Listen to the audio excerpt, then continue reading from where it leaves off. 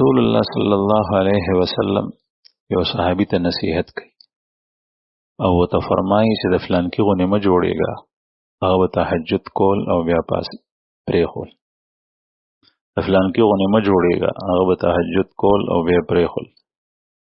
دې نه معلومیږي چې نیک عمل شروع کې مندوب او مستحب او بیا پرېږدي، نو هغه خبره لغونې خطرناک شو.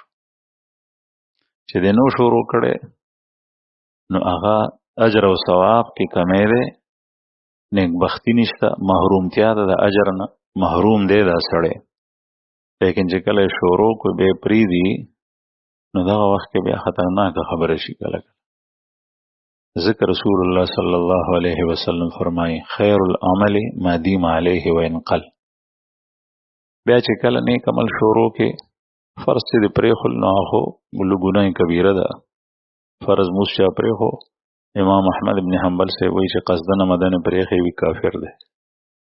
امام شافعي رحمه الله وایي چې قتلیږي به. امام مالک رحمه الله وایي وجنو به. امام ابو حنیفه رحمه الله فرمایي جیل ته به شو تر دې چې په جیل کې مړ شي، او که توبه وستا او واقعي اخلاص سره توبه وا بیا به دې روباسو نگرانی وکړو چې اوس کوي او کنه کوي. لیکن کشر توبه نو باسي دې به دائما په جیل کې وي. نو یو پرېښلی او یو امر مستحب او مندوب پرې دی نو دا خطرناک خبره ده، لیکن هغه شان ګناه نه ده، خو دې پسې آثار مرتب کېږي خطا. نو کله چې سړی نیک عمل شروع کړي هغه بیا پرېښول نه دي پکار.